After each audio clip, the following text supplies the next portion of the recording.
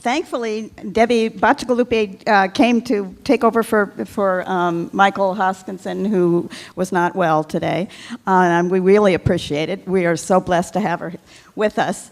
Debbie is the daughter of Siskiyou County cattle ranchers. She is so passionate about speaking to people about Agenda 21 and ranching and farming impacts of the radical farming and impacts of the radical environmentalism. She speaks around the country, mostly here in the West, at her own expense, because if you need somebody to come and talk, she's the lady. She attended the 2012 UN Rio Plus conference. She attended the 2015 UN Paris conference. She just got back from the 2017 Echo City conference in Australia with Al Gore. And she managed to capture for the second time a mean Al Gore that a video made the news. So we're very excited to have Debbie, and she'll give you some more information. One of my favorite founding fathers is Daniel Webster, and he said, "If all my possessions were taken from me with one exception, I would choose to keep the power of communication, for by it I would soon regain all the rest." I take this with me everywhere I go. We have the First Amendment, which is the freedom of speech. And something that I love about these conferences and being able to travel and being asked to speak is that these conferences for me, and I know for you too, probably are all about education and arming ourselves with the tools we need to fight against this radical movement. In fact, everywhere I go, as much as it is a pain, I bring tons of books with me. Let me just show you what this book is. This is called the United Nations Environment Program Global Biodiversity Assessment Report. You can see it's pretty light reading, right? It's 1,140 pages of radical environmentalism, including that the Earth is overpopulated and that dams are unsustainable in the 21st century. This document, this is a children's book called Rescue Mission Planet Earth. In fact, Al Gore helped write the beginning of the book.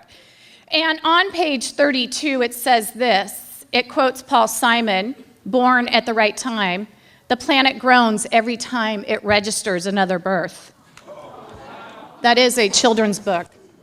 And then we have books like this, the United Nations Earth Charter, which is being taught in schools all across America. And this book is called A Framework for Global Governance. And then, of course, there's one more that I always show, and that is this document, Agenda 21, introduction by U.S. Senator Paul Simon, The Earth Summit Strategy to Save Our Planet, edited by Daniel C. Tars. This is Executive Order 12852 under President Clinton, the President's Council on Sustainable Development. So everywhere I go, I not only think about Daniel Webster, but I also bring props prepared to go against radical environmentalism and radical environmentalists. And because of all the conferences I go around the United States, including the Western Governors Association meetings, the U.S. Fish and Wildlife meetings, when they're trying to introduce Canadian gray wolves or Mexican gray wolves into the United States, I bring props with me. If I go to the grocery store and they want me to buy a government bag, that's what I call it, and every time they say, "Would you like to buy a bag?" I say, "I will not buy a government bag." And let me tell you, every time I say that, it develops into a conversation. And so I am 24/7, practically 24/7, fighting what you guys are fighting. And we need more people. We lost just this year 3 amazing people. Dr. Istvan Marko, who I met at the United Nations Framework Convention on Climate Change Paris Agreement Conference. He was from Belgium. He just died. We lost Dr. Bob Carter from Australia just after the Paris conference. And earlier this year, we lost Dr. Michael Kaufman, who I spoke with a couple years ago at an American Freedom Alliance conference. Guys, we need more people. lots more people in this movement, and children and young people. Daniel Webster also said, give them the means for detecting the wrong and they will apply the remedy. Give them the means, educate them, and then they will come up with the remedy. He said, make them intelligent and they will be vigilant.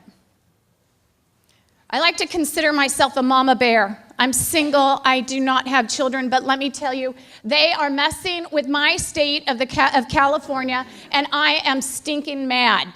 And my claws are coming out. You know, when it comes to scientific, we are living in a scientific dictatorship. Do you agree?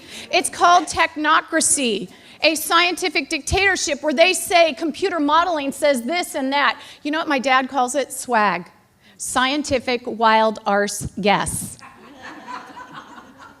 And I like to bring this up every time I speak because the details were hidden from us. They're being hidden from us now. But once you see a detail, once you're educated, you can never unsee that detail, like the arrow in the FedEx logo. You see the arrow? You can never unsee that detail. And the next time you see a FedEx truck, which is going to be very soon, you can't miss that arrow. So let these conferences be that arrow of us moving forward, seeing the details and educating those around us. I just came from the Bay Area, and this is the Altamont Pass. This is what renewable energy looks like. What they want is something called the Sustainable Development Goals Agenda, or 2030 Agenda, the new urban agenda. And I am so grateful and thankful that Hillary Clinton did not get into the presidency.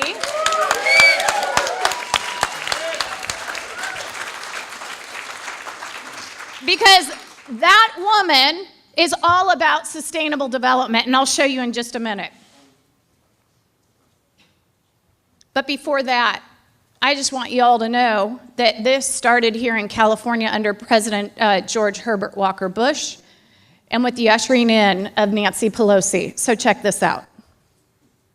The clerk will report the title of the resolution. House Concurrent Resolution 353, concurrent resolution expressing the sense of the Congress that the United States should assume a strong leadership role in implementing the decisions made at the Earth Summit by developing a national strategy to implement Agenda 21 and other Earth Summit agreements through domestic policy and foreign policy.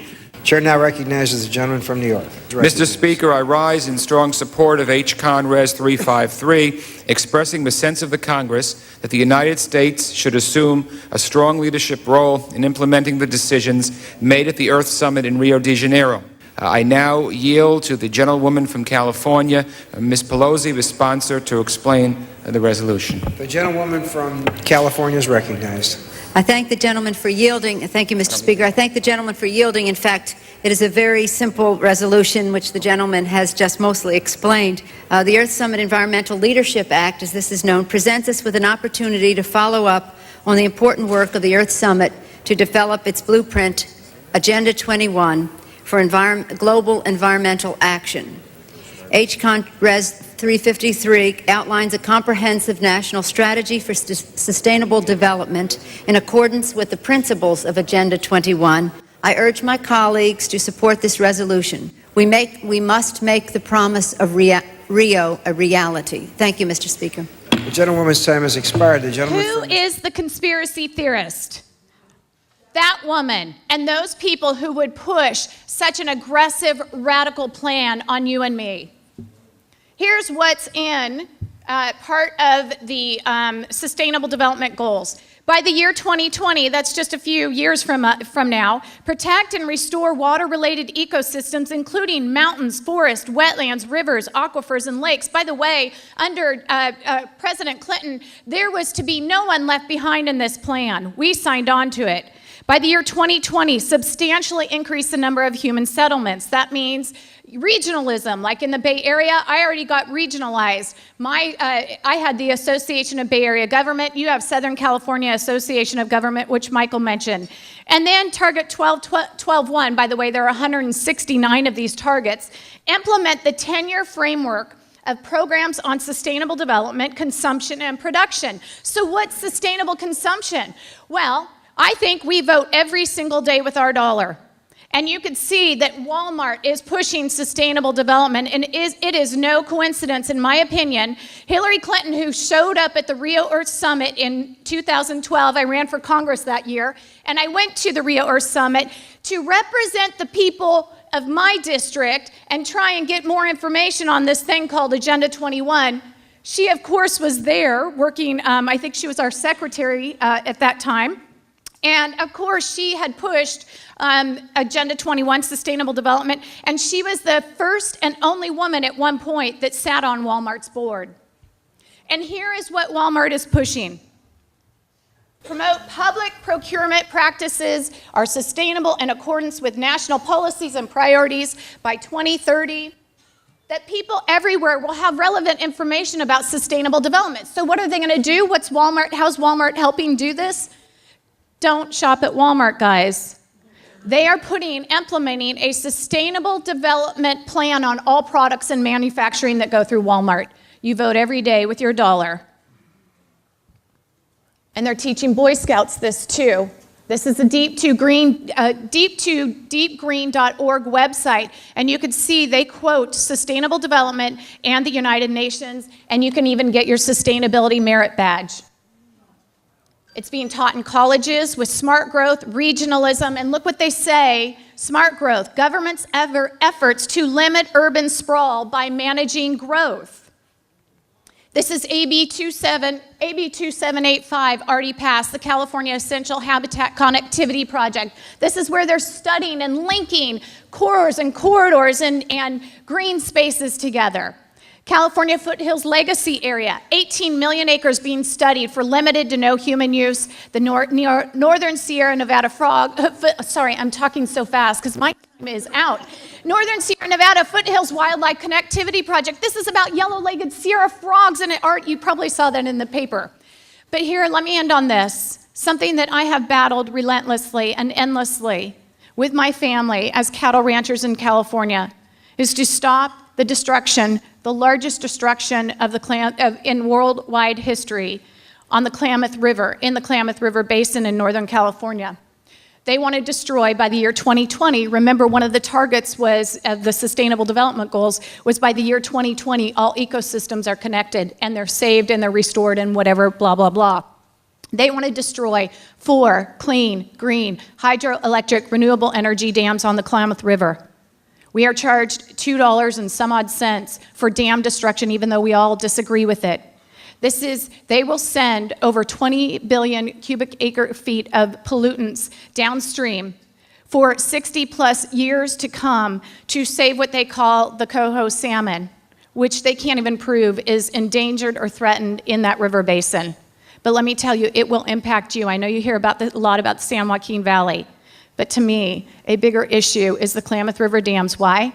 Because they will use that as their pet project, their model project, to take down dams all across this nation. And as you could see what Bruce Babbitt said, with public opinion now moving our way, we ratcheted up our efforts in Congress to finish off the Elwha Dam.